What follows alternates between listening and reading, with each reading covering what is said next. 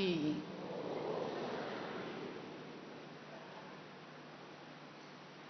हम सभी प्यारे बाबा के राजयोगी बच्चे बेहद के वैरागी हैं।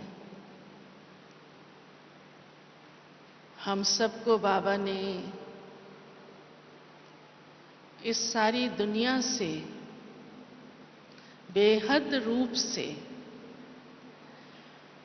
ऐसा वैरागी बनाया जिससे हमारा बुद्धि योग एक बाबा के साथ लग गया। तो अनुभव किया कि वैराग कितना सुखदायी है। तो आप सब स्वयं को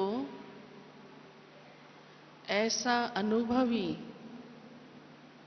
ऐसा समझते हैं कि हम सचमुच ऐसे वैरागी हैं। तो एक बार इसी ही स्मृति से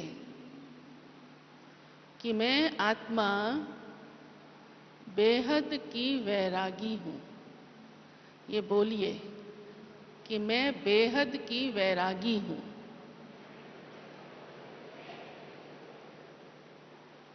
फिर से सब एक साथ बोलिए, मैं बेहद की वैरागी हूँ। क्योंकि यह वैराग सच्ची तपस्या है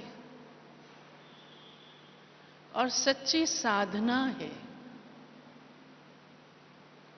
जिसमें बाबा ने हम बच्चों को पहली पहली श्रीमत दी कि देह सहित देह के सब संबंध भूल एक मुझे याद करो। अर्थात ये देह भी याद न आए, क्योंकि सब कुछ इस देह से ही जुड़ा हुआ है। संबंध भी देह से जुड़े हुए हैं, पदार्थ वैभव भी देह से जुड़े हुए हैं। जब आत्मा देह से अलग हो जाती है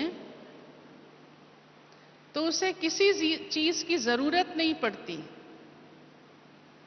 परंतु अभी आत्मा देह में है तो सब कुछ जरूरत तो है ही। लेकिन बाबा क्या कहते हैं कि सब कुछ होते हुए जब ये देह भी साथ है, क्योंकि आत्मा देह के अंदर है और तभी सुन रही है, बोल रही है, देख रही है, हाँ, कर्म कर रही है और सब प्रकार का अनुभव भी कर रही है, सुख का भी, दुख का भी, सर्दी का भी, गर्मी का भी, खट्टे का भी, मीठे का भी। लेकिन न्यारी कैसे रहे? छोड़ना अर्थात न्यारा होना।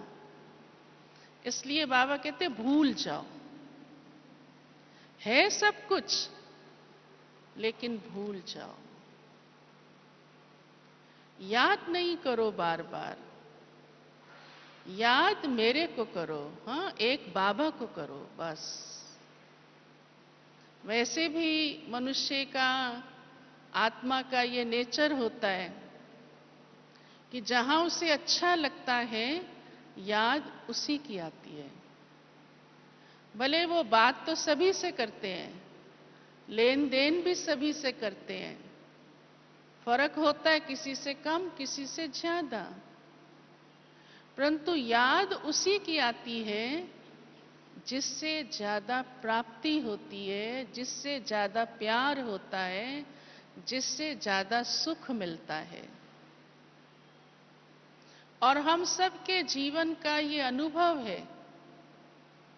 हम राजयोगी हैं, इसलिए हम सब का ये अनुभव है कि हम सब प्राप्तिवान आत्माएं हैं।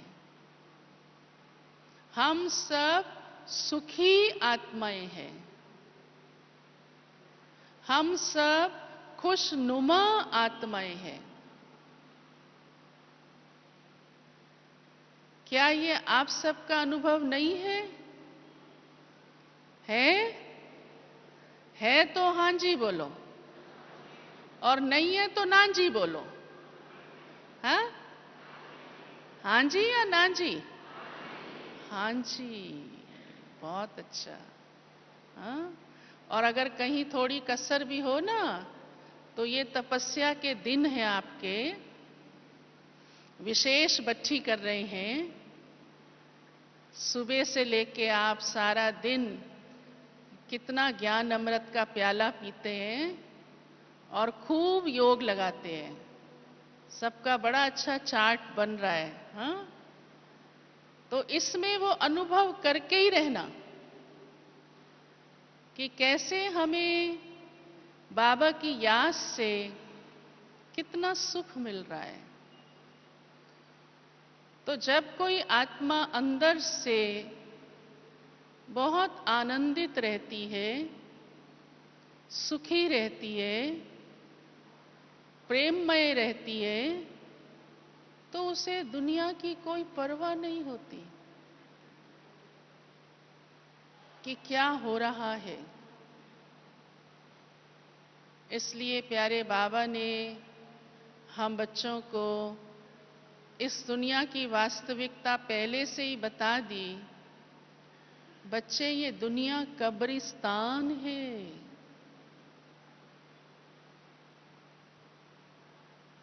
अब ये सोचो कि ये दुनिया कब्रिस्तान है। कब्रिस्तान से कोई दिल लगाता है? हाँ, दिल लगाता है? अगर जाता भी है तो थोड़ा अपनी ड्यूटी बजा ले।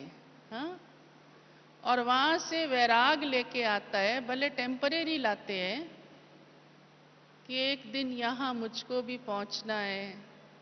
क्या रखा है इस दुनिया में, आंसू भी बहा लेते हैं। हाँ, शमशान से भी जब वापिस आते हैं फिर भले भूल जाते हैं, इसलिए उसे भी कहते हैं शमशानी वैराग। हाँ, लेकिन हमारा ये शमशानी वैराग नहीं है, अर्थात कुछ घड़ियों का नहीं है, कुछ देर के लिए नहीं है, क्योंकि हमें कोई एक कोना, कोई कब्रिस्तान या शमशान नहीं दिख रहा। हमें तो सारी दुनिया ही, क्यों? क्योंकि सारी दुनिया ही कैसी है? देह अभिमानी है। जिधर भी देखो क्या दिखाई देता है? जहां भी देखो आप, दुनिया का कोई कोना, 7 समंदर पार भी चले आओ, हाँ, अमेरिका भी हो आओ चाहे, हाँ, कहीं भी देखो, हर एक मनुष्य फुल ऑफ बॉडी कॉन्शियसनेस। कहां भी देखो। तो जब है ही देह का भान, तो देह कहां होती है? हाँ, कब्र में ही होती है ना। देह कहां होती है? कब्र में ही होती है।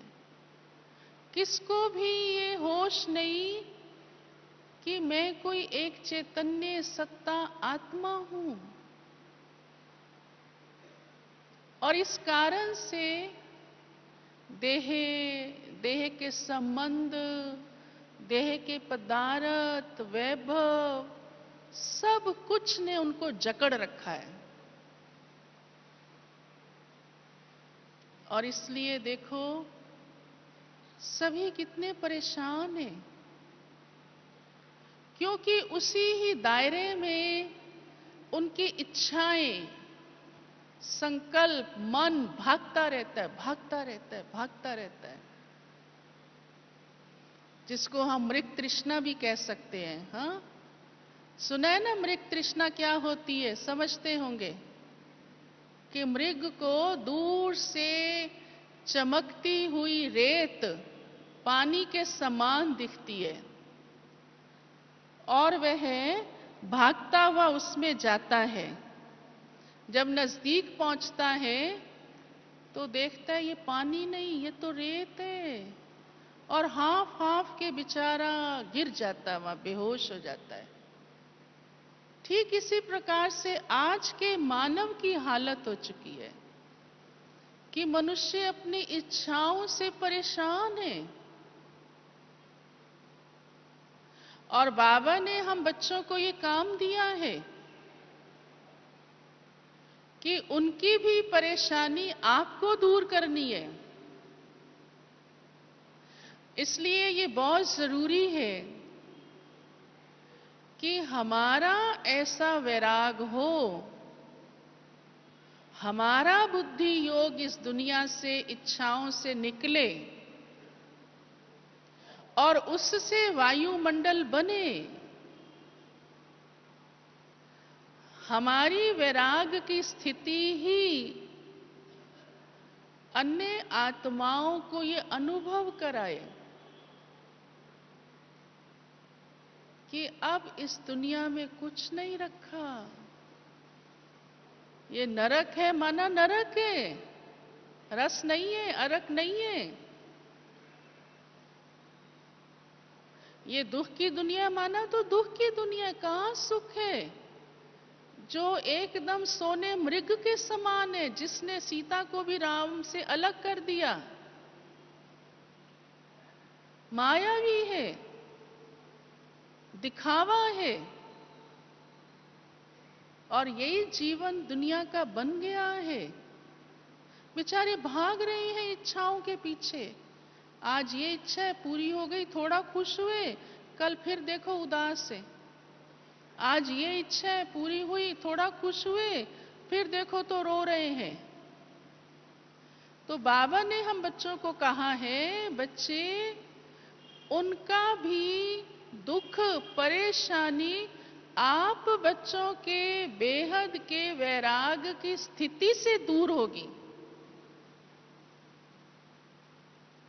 और सचमुच आप अनुभव भी करते होंगे कि जब दुनिया में लोग आपको देखते हैं, आप युगल मूरत अपनी प्रवृत्ति चला रहे हैं, कितने न्यारे और प्यारे बनकर अपनी सब जिम्मेवारियां पूरी कर रहे हैं, छोड़ नहीं बैठे हैं। तो वो देखते हैं कि ये भाई भी हमारे ऑफिस का ही है, ये भाई भी हमारे साथ बिजनेस पार्टनर है, लेकिन इसकी स्थिति तो डगमगाती नहीं है, इसको तो कोई फर्क नहीं पड़ता, ये तो कोई दुखी नहीं होता, या बार बार अपना मनसा से या अपना रोना नहीं रोता। उनके ऊपर आपका प्रभाव पड़ता है, चाहे वो आपको कहें या ना कहें, लेकिन कहीं ना कहीं आपकी वैराग स्थिति उन पर छाप छोड़ती है। क्योंकि हम सब बाबा के योगी बच्चे निंदा स्तुति से ऊपर हैं, मान अपमान से ऊपर हैं।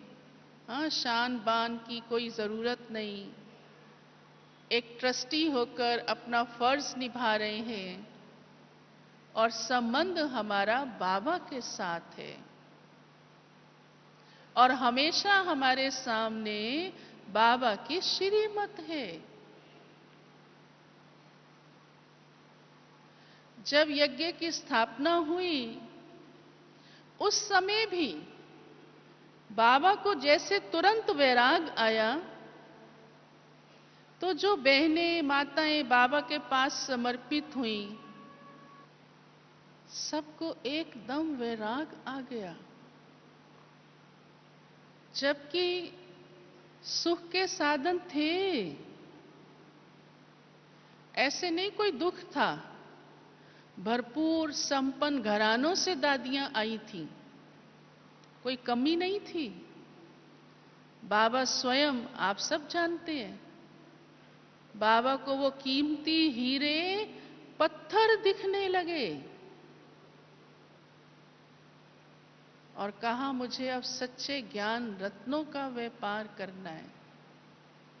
और नई दुनिया के कार्य के लिए बाबा जुट गए।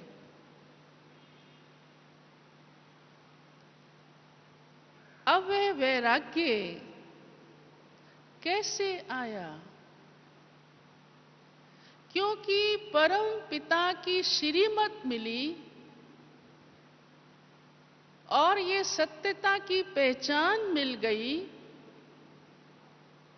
कि ये देह संबंध सब विनाशी और परिवर्तनशील है।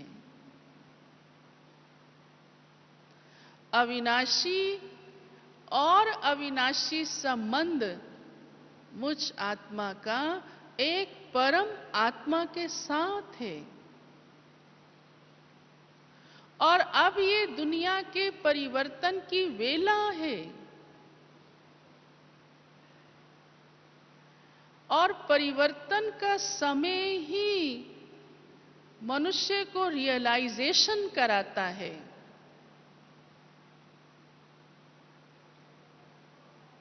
साथ साथ बुद्धि के अंदर दोनों बातें, रात और दिन, दुख और सुख, समझ में आती हैं। हम सब कितने बाबा ने हमें समझदार बना दिया। बच्चे, तुम्हें दोनों बातें दिख रही हैं। इधर दुख है, इधर सुख है। उधर रात है, इधर दिन है। तुम्हारा मुख किस तरफ होना चाहिए? जैसे आप देखो, हम सब बाबा के बच्चे ब्रह्म मुहूर्त के समय 3:30 बजे उठकर तपस्या करते हैं। कितनी शक्ति भरती है। हम कितने जागृत अवस्था में होते हैं। हमें कितना अच्छा अनुभव होता है। ईश्वरीय प्राप्तियां हम करते हैं, झोली भरते हैं, तकदीर जगाते हैं, आदि आदि। और दुनिया वाले सोए रहते हैं। उनको कोई पूछे, कहेंगे भाई आधी रात है, मुझे क्यों जगाते हो? हा? कितना महान अंतर है या नहीं? हाँ, कितना महान अंतर है। ठीक इसी प्रकार से हम प्यारे बाबा के योग लगाने वाले वैरागी बच्चे ऐसे ही इस दुनिया का और आने वाली दुनिया का अंतर स्पष्ट अनुभव कर रहे हैं।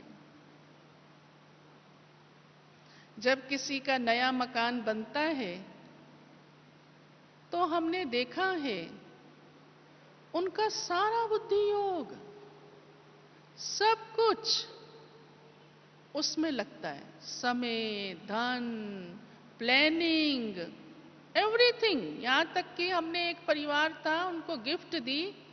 कहते बहन जी आपसे एक रिक्वेस्ट है। हमने सोचा इन्हें कुछ और चाहिए होगा, शायद पसंद नहीं आई होगी।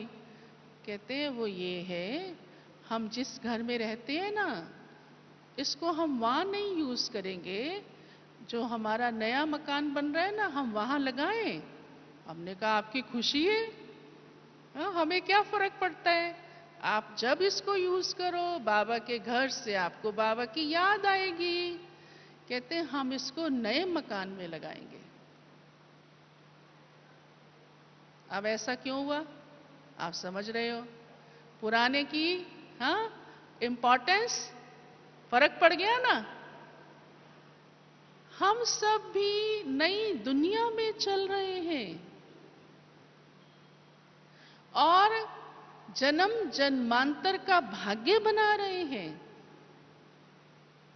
हमारी साधना हमें कहां ले चल रही है? अगर बुद्धि योग इस पुरानी दुनिया में लगा रहा, समय श्वास तन धन इस पुरानी दुनिया में खर्च करते रहे, तो नई दुनिया में जमा कैसे होगा? इसलिए प्यारे बाबा ने हम बच्चों को ऐसी साधना सिखलाई है कि बच्चे, आपके पास जो भी है साधन संबंध, उन्हें निभाओ जरूर, परंतु डिटैच होकर, न्यारे होकर, और प्यारे एक प्रभु के बन जाओ, ताकि आपकी आने वाली तकदीर बहुत ऊंची हो जाए। ये है हमारी तपस्या जो वैराग दिलाती है। भले हम इस दुनिया में बैठे हैं, सेवा भी हमें इस दुनिया की करनी है, क्योंकि तब तो अन्य आत्माओं को भी वैराग आए, उनकी इच्छाएं समाप्त हो। इच्छाएं वैरागी नहीं होने देती, और हमको बाबा ने ऐसा बनाया है कि इच्छाओं की जरूरत नहीं। कोई भी इच्छा, बाप दादा के महावाक्य भी है कि इच्छा अच्छा नहीं बनने देती। और आप सब तो अच्छे अच्छे बाबा के बच्चे हैं, अच्छे में अच्छे हैं, प्रभु लगन में समाये हुए हैं। तो इच्छाएं हमें किस लिए? एक होता है हद का वैराग, और हमारा है बेहद का वैराग। हद का वैराग तो दुनिया में भी लोगों को आ जाता है। कोई समस्या आई, कोई कष्ट हुआ, कोई संबंधी प्यारा चला गया, कहीं से धोखा मिल गया, आदि आदि, कहते हैं इस दुनिया में कुछ नहीं रखा। फिर कहीं से थोड़ा कोई प्यार मिल गया तो इस दुनिया में सब कुछ रखा है। हाँ, उसे क्या कहेंगे? हद का वैराग। या कोई में थोड़े संस्कार भी होते हैं, या कोई में अलबेलापन भी होता है, क्या गृहस्थी चलानी, कहेंगे सन्यासी बन जाए। परंतु बुद्धि योग कहां पर लगा?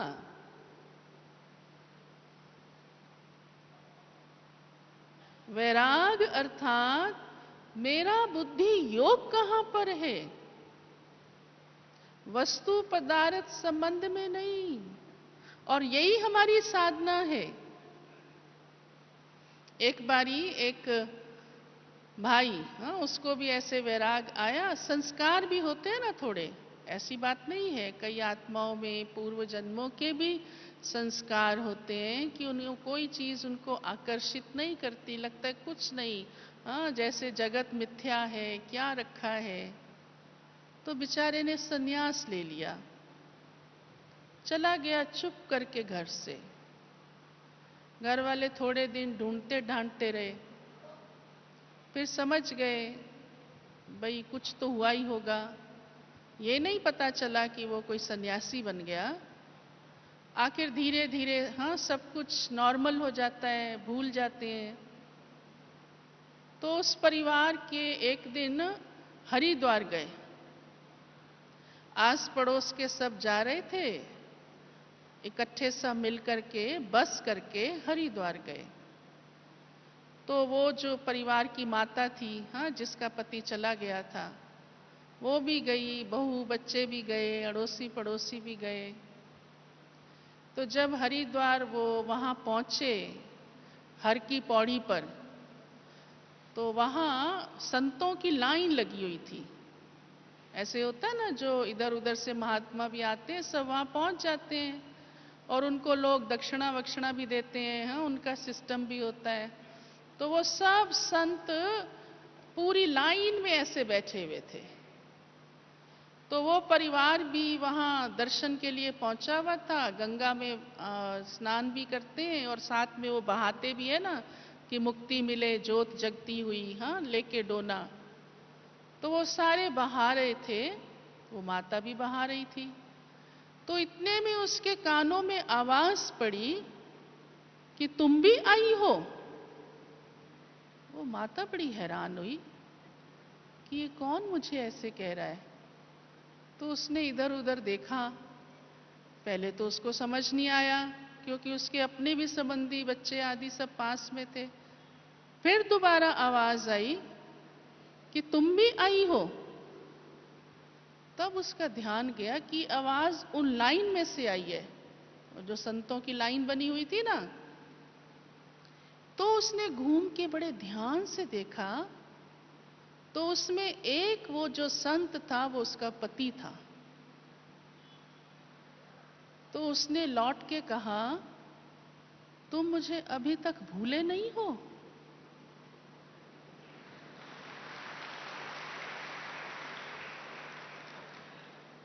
वो माता जो ग्रस्त में रहने वाली, वो भूल चुकी थी और उसने उस लाइन के आगे से ही निकली, उसका ध्यान नहीं गया। और वो जो घर छोड़ के बैठा था, उसने इतनी भीड़ में उसको पहचान लिया। देखो जरा, हाँ,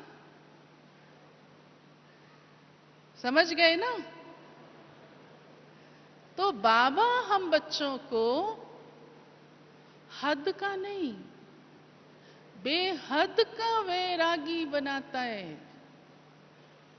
बच्चे, ये संबंध भूल जाओ,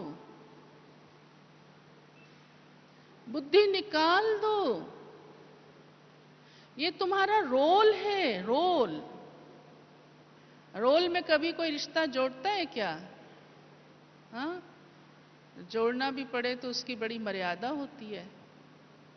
फिर वो तो टेम्परेरी, हाँ, मायावी दुनिया की बातें हैं। ये हमारा रोल है। और जब हम उसे रोल समझते हैं, क्योंकि हम हर आत्मा इस बेहद रंग मंच पर एक एक्टर है।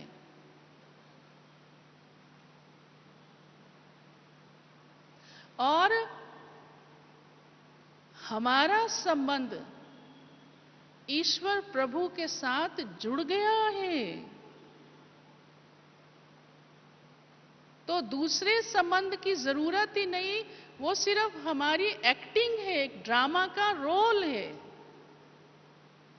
क्योंकि मुझ आत्मा को परम पिता, परम आत्मा, पिता रूप से, माता रूप से, बंधु रूप से, हर रूप से, हर संबंध का सुख दे रहा है।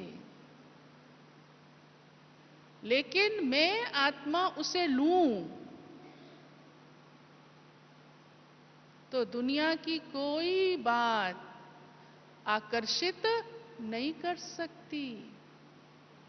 इसलिए हमारा वैराग्य दुखदायी नहीं, कष्टदायी नहीं, कठिन नहीं, लेकिन सुखदायी है, सहज है, नेचुरल है, बहुत नॉर्मल है कि हम अपनी सच्चाई में आ गए। मैं आत्मा जो हूं, जैसी हूं, अपने उस असली धर्म में आ गई।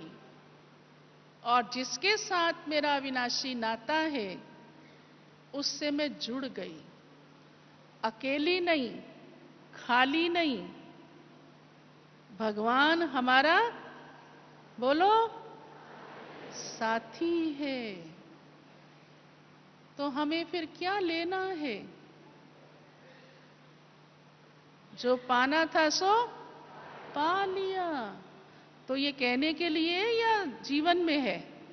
जीवन में है ना हमारे।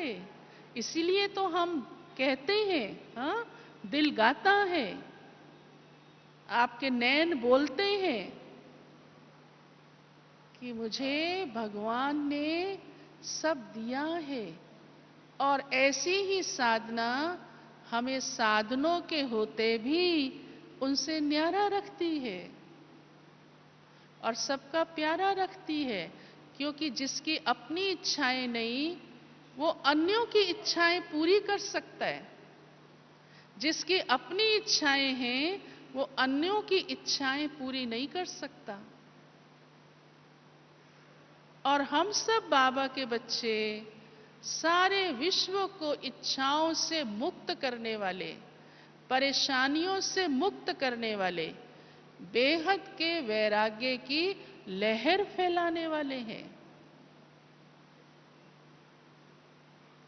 फिर कई बार कोई कोई बाबा के बच्चे समझते हैं जब ये दुनिया खत्म होने वाली है, मेरे को इस दुनिया से क्या लेना, क्या किसी बात में रखी है, ये क्या परिवार, ये क्या संगठन, ये क्या सेवा, बस सब कुछ नहीं। बाबा कहते हैं परिवार से नहीं, संगठन से नहीं, सेवा से नहीं, ये तो आपकी ड्यूटी है। लेकिन अपने स्वभाव से, अपने संस्कारों से, अपनी कमजोरियों से, अपनी कमियों से दिल उठाओ, न्यारे हो जाओ, उनसे दूर हो जाओ, उनको साथी बना के नहीं चलो। कोई कोई को हम कहते हैं ना, भैया बहुत सेवा है, अभी दिन रात सेवा में रहना, चाहे ऑफिस की छुट्टी भी मिल जाए, 4-5 दिन लेके भी। भाई बड़ा प्रोग्राम आया है, कहते बहन जी क्या रखा है इसमें। अरे भाई बाबा का डायरेक्शन है, आप विश्व कल्याणी आत्मा हो। कहते बस अब तो ये सब खत्म होना है, मुझे योग ही अच्छा लगता है, मैं बैठा रहूंगा वहां तपस्या करूंगा। तपस्या भी करनी है, ऐसे थोड़ा नहीं करनी है। योग का चार्ट भी बनाना है, लेकिन याद और सेवा का बैलेंस भी रखना है। तो हमारा वैराग हमारे पुराने संस्कारों से है, पुराने स्वभाव से है, बुराइयों से है, कमियों से है।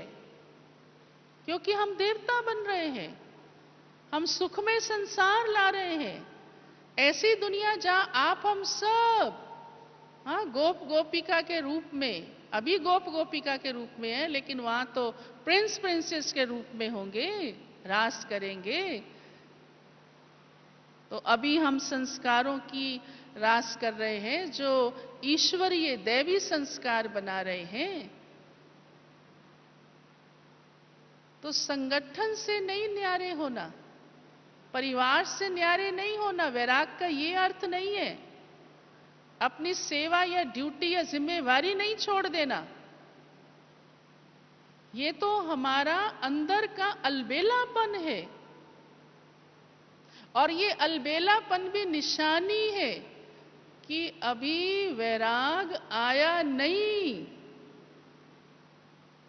कि मैं आत्मा अपने पुराने ही स्वभाव से इतनी अटैच्ड हूं, फंसी हुई हूं, कि अपने को उससे नहीं छुड़ा पा रही हूं, अपनी ही आदतों से नहीं छुड़ा पा रही हूं।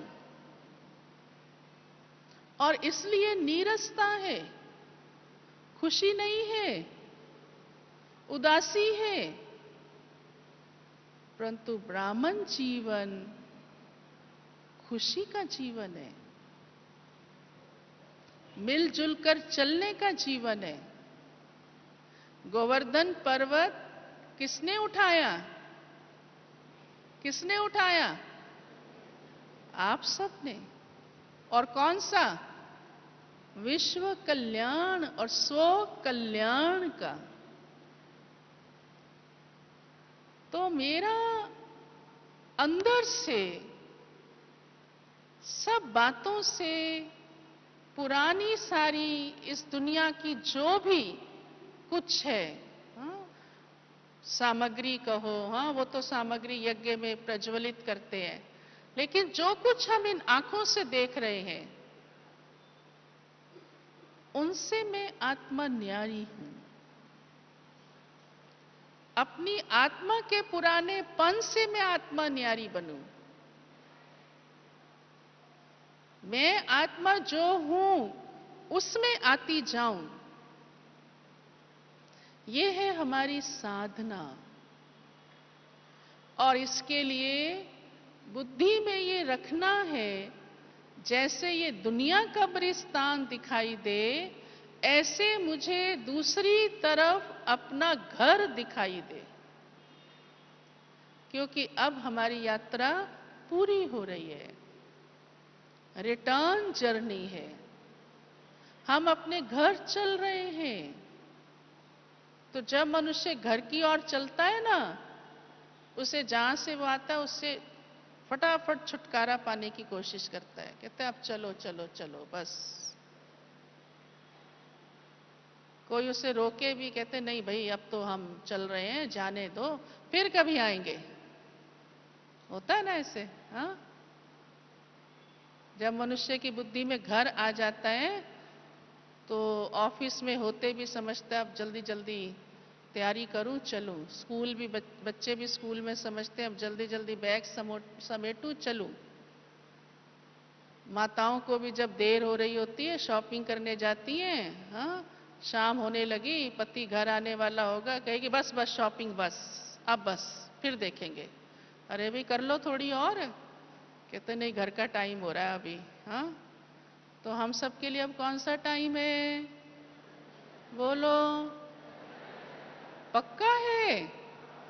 पक्का? अच्छा, बस फिर तो उठ गया यहां से बोरिया बिस्तरा सारा, हाँ।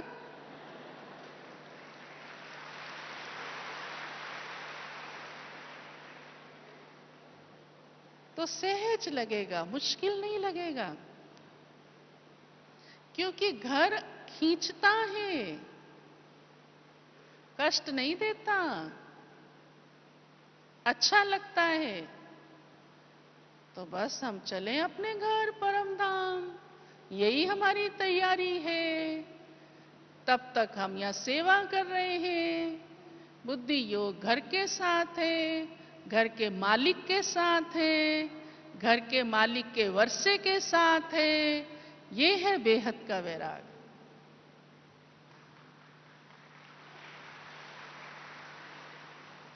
हमें अपना घर याद है, घर का मालिक याद है, और मालिक जो वर्षा हमें दे रहा है वो हमें याद है। बस फिर हमें और क्या चाहिए? कुछ नहीं चाहिए। तो जब इस रीति से हमारी स्थिति बनती जाती है तो आत्मा अंदर से प्रसन्न रहती है, आनंदित रहती है, जिसको परमानंद कहा जाता है। कहते हैं ना योगी परमानंद में रहते हैं। तो हम वही योगी वैरागी ऐसे सच्चे परमानंद में जी रहे हैं। फिर उसे कोई निंदा, मान, शान, अपमान, गर्मी, सर्दी, तेरी, मेरी, हाँ, कोई बातें अपनी तरफ प्रभावित नहीं कर सकती, क्योंकि वो तो परमानंद में है और उस जैसा सुख कोई है नहीं, और सदा आनंदित है, सदा खुशनुमा है। ऐसा हमारा ये राजयोगी ब्राह्मण जीवन, सदा वैरागी जीवन है, और इसी अनुभव में हमें सदा रहना है। फिर बाबा की याद भी नेचुरल रहेगी। फिर हम एक नामी भी हो जाएंगे और एकांतवासी भी हो जाएंगे। भले सबके बीच में होंगे, सब कुछ करते हुए उस एक प्रभु के गहराई में, अंत मीन्स उसकी डीपनेस में, उस अनुभव में खोए रहेंगे। एक प्रभु ही हमें अपना सहारा अनुभव होगा कि वही मेरा साथी सहारा सदा मेरे साथ है। मुझे अन्य किसी सहारे की आवश्यकता नहीं है। ये है बेहद का वैराग। फिर हम कहीं भी किसी भी वस्तु, व्यक्ति, बात, तेरा मेरा में लिप्त नहीं होंगे और आपका जीवन प्रैक्टिकल कमल पुष्प के समान, हाँ, स्वयं भी अनुभव होगा, अन्यों को भी आपसे अनुभव होगा। तो आप सभी युगल मूरत प्रवृत्ति में रहते, ट्रस्टी होकर, न्यारे प्यारे होकर, इस दुनिया से बिल्कुल उपराम, एक बाबा दूसरा हाँ न कोई, उस प्रैक्टिकल स्वरूप में रह रहे हैं, ऐसे दिखाई देगा। बस इनका बुद्धि योग तो एक भगवान के साथ है। ये प्रभु प्रिय आत्माएं हैं। तो ये जीवन कितना ऊंचा, श्रेष्ठ, रूहानी मौज वाला है। ठीक है। ओम शांति।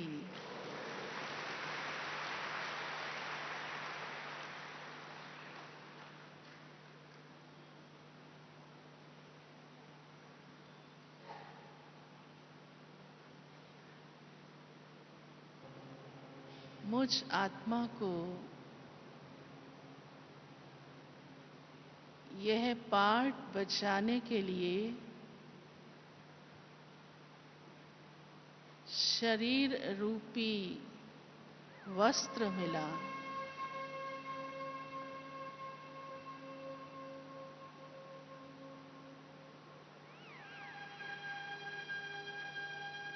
इस वस्त्र को धारण कर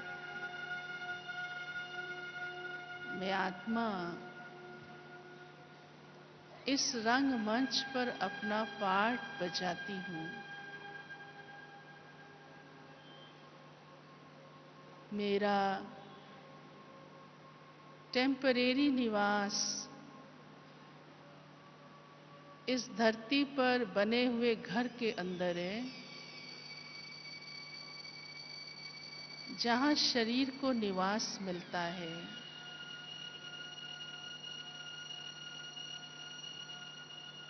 परंतु मुझ आत्मा को इस शरीर के अंदर मस्तक के बीच में इस तख्त पर भ्रुकुटी में वह स्थान मिला जिसमें मैं चमकता सितारा उसके अंदर रहता हुआ अपना पाठ बजा रहा हूँ।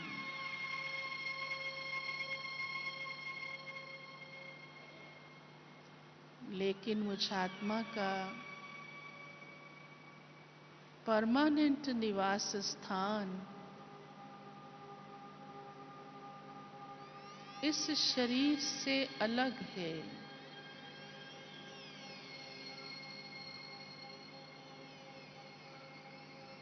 घर रूपी मकान से भी अलग है।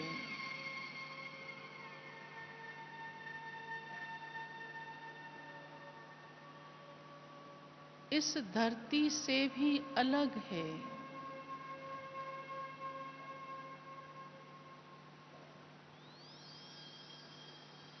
इस सारी 5 तत्वों की दुनिया से अलग है।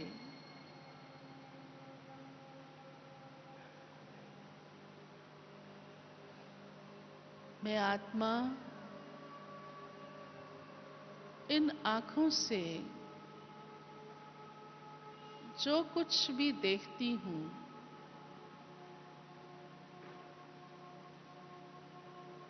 उन सब से अलग है। दूर या पास, नीचे या ऊपर,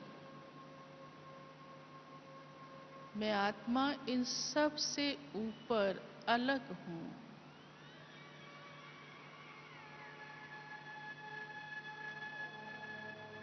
और मेरा असली घर चांद सितारों से भी ऊपर है। सूक्ष्म वतन से भी ऊपर है।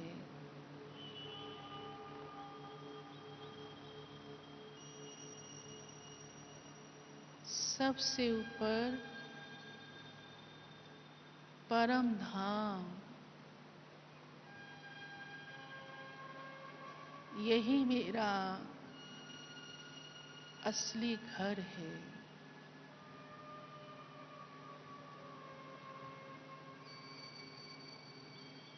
परमानेंट प्लेस है, जहाँ से मैं धरती पर उतरती हूँ और अपना सारा चक्र,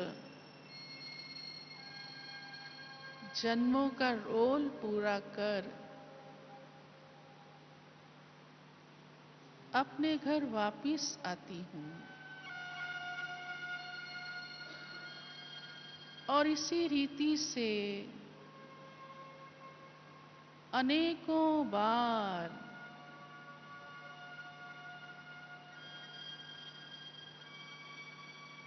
अनगिनत बार मैं परम धाम से आई, इस चक्र में आई, धरती पर पाट बजाया, अनेक चोले पहने, अनेक संबंध अपनाए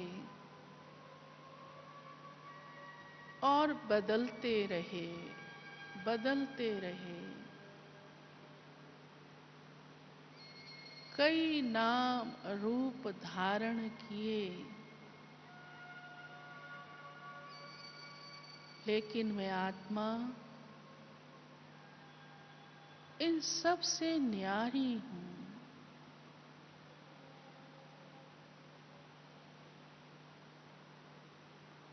यह रोल बजाया, ड्रेस बदली की,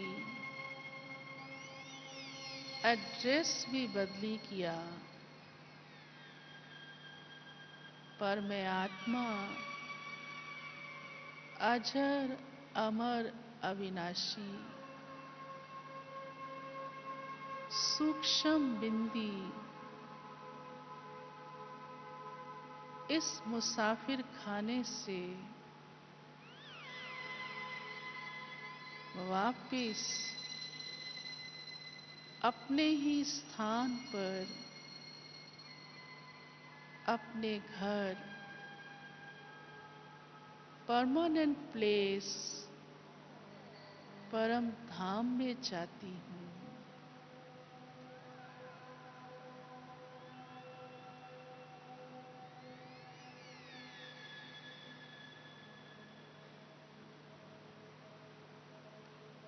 परम धाम ही मेरा प्यारा घर है।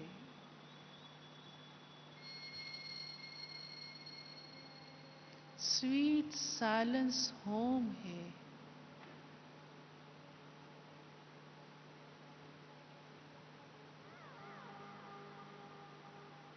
जहां में आत्मा अपने असली रूप, अपने असली धर्म, सत्य स्वरूप में टिकी हूं।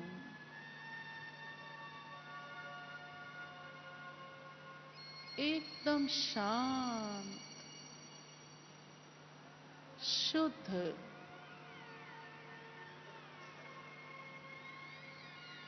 अपने बिंदु स्वरूप में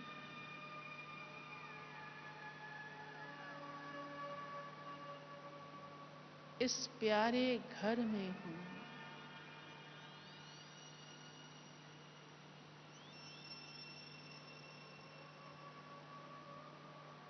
मेरी यात्रा अब पूरी हो रही है।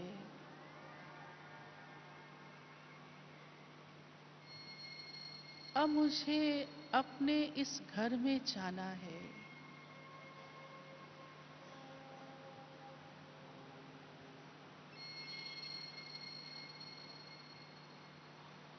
अपनी अनेक जन्मों की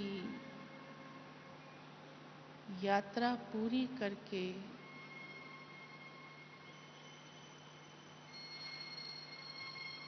अब मैं अपनी थकावट मिटा रही हूं। घर में पहुंच गई।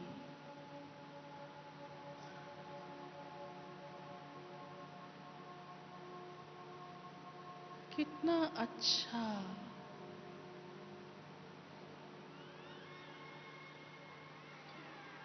कितना आराम,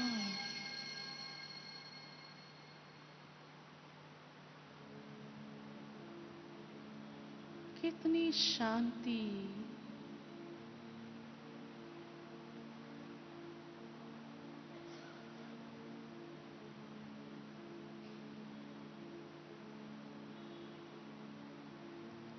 कोई आवाज नहीं जहां,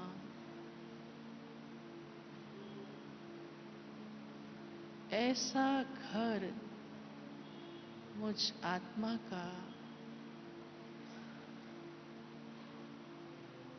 जो ब्रह्म तत्व से बना है,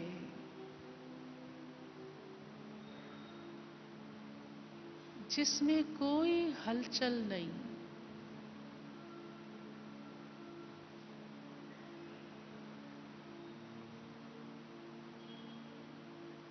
कोई आवाज नहीं।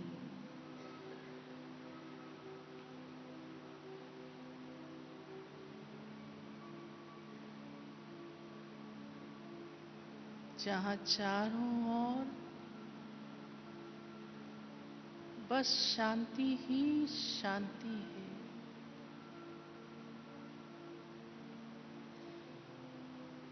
प्रकाश ही प्रकाश है।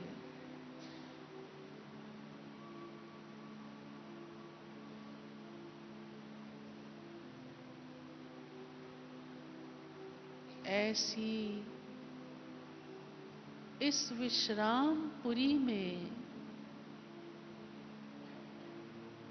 मैं आत्मा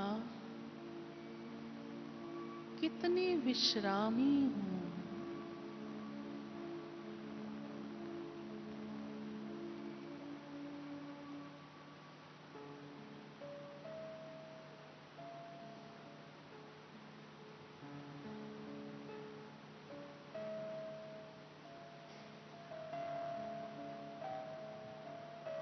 कितनी शांतमय हूं।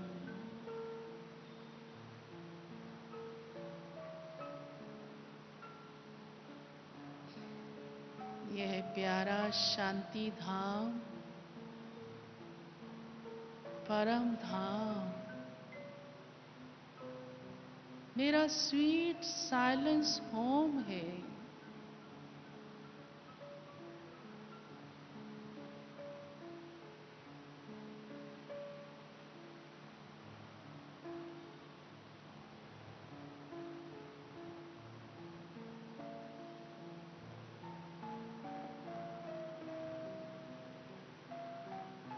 मैं आत्मा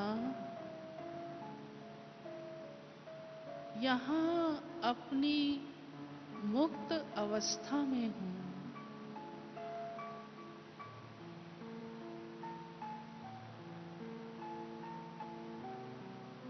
एकदम न्यारी, मुक्त, स्वच्छंद मैं बिंदु रूप इस ब्रह्म लोक की वासी हूँ।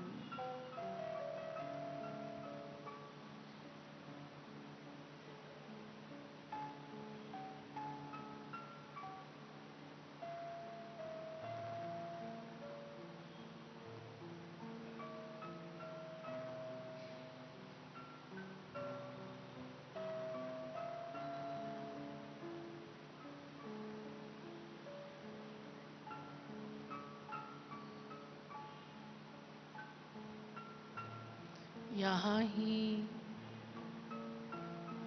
मुझ आत्मा के पिता परम आत्मा प्यारे श्री बाबा निवास करते हैं।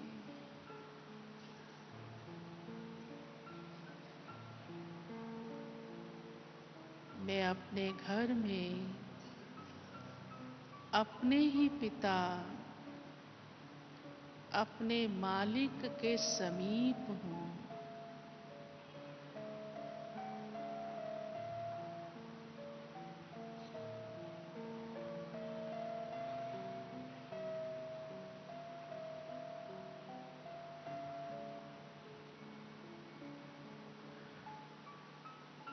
इस समय ही, इस अंतिम जन्म में,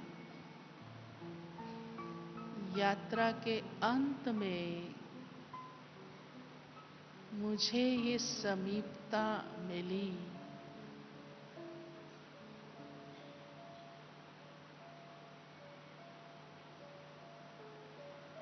प्यारे श्री बाबा, मैं आपकी संतान आत्मा आपके कितने समीप हूँ।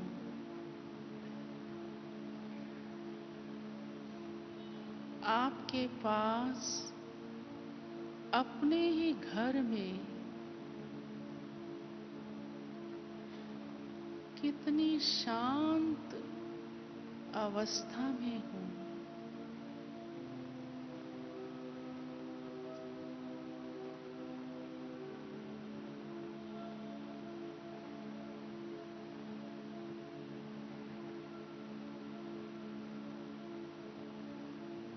श्री बाबा का चमकता स्वरूप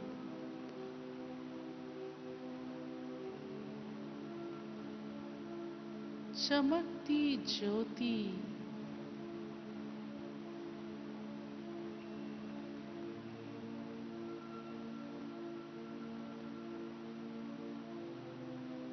मुझे कितनी अट्रैक्ट कर रही है।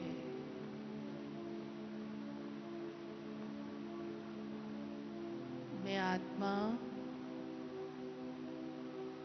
बिंदु रूप ज्योतिमय अपने ज्योति पिता के कितनी समीप हूँ।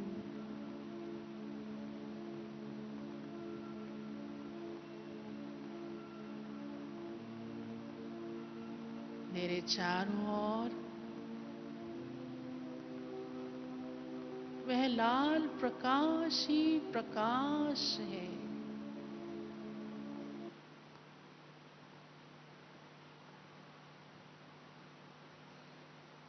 अनंत फैला हुआ यह ब्रह्म तत्व चमकता लाल प्रकाश अचल है।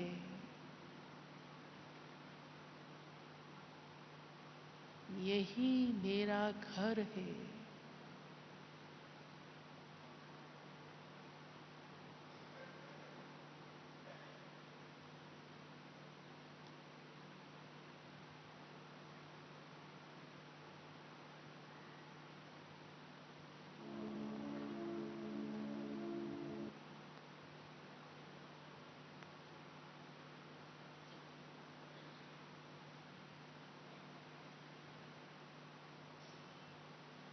यहाँ मैं शांत विश्रामी हूँ,